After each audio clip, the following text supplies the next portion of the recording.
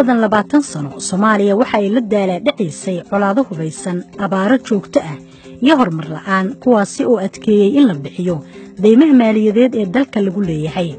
maaliyadda dalku waxa uu ku tiirsanaa oo kali ah deeq bixiyaasha caalamiga ah in ay ka kaalmeeyaan baahiyaha maaliyadeed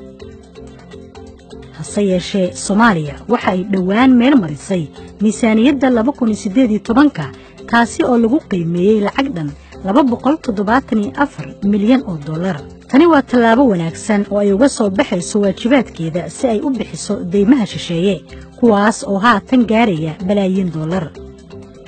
miisaaniyaddani waxa ay dalka u suuragelinaysaa inuu la jaanqaado halbeegyada hay'adda lacagta adduunka si ay dalka uga hirgeliso barnaamijka kormeerka shaqaalaha kaasi oo horumarinayo dadaalada dib u dhiska dhaqaalaha dalalkana ka caawinaya in ay sameeyaan diiwaanka loogu kurgalo miisaaniyadda maaliyadeed iyo dib u habaynta horumar laga gaaro qaybtan waxa ay ka turjumaysaa in Soomaaliya ay ugu dambeyntii isku filnaan karto cashuur dheeraada ururiso ayna awoodo inay dhaqaale ka hesho hay'adaha maaliyadda ee adduunka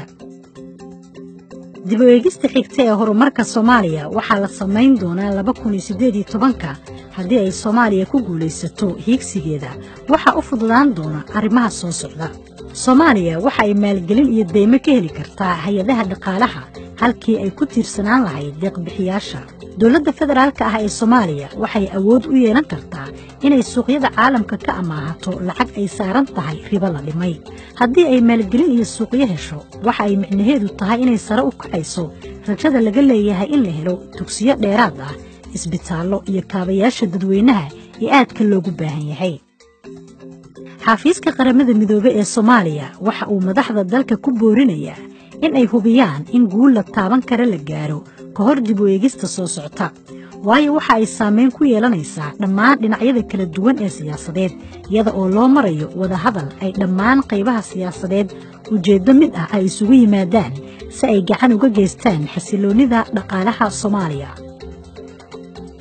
haddii tani lagu guulaysto xasiloonida maaliyadeed waxa ay soo jiidan doontaa maalgelinta gaarka ah iyo kuwa dadweynaha kuwaas oo dalka ku hagi doona wadada soo kabsashada iyo isku filnaanta tanina waxa ay guul weyn u noqonaysaa Soomaaliya